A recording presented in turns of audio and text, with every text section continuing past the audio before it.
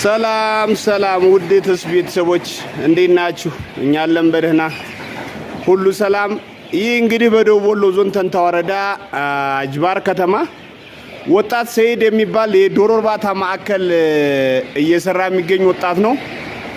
የሚለው ነገር ካለ እስኪ እሱን ጠይቃለን። በጣም የሚገርም ትዕይንት ነው ያሳየኝ። በእውነት እኛ አካባቢ ላይ እንደዚህ መጀመሩ በጣም ደስ የሚል ተግባር ነው እየሰራ ያለው ወጣቱ።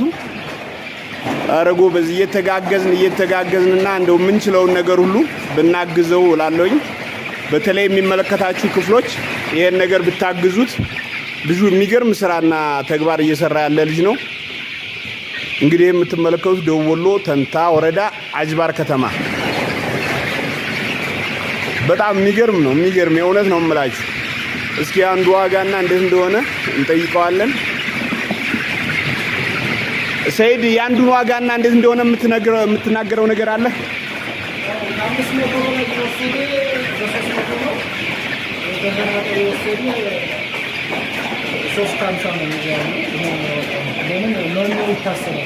ከ500 ዶሮ በላይ የሚወስድ ካለ በ300 ብር አስረክባለሁ ነው የሚለው።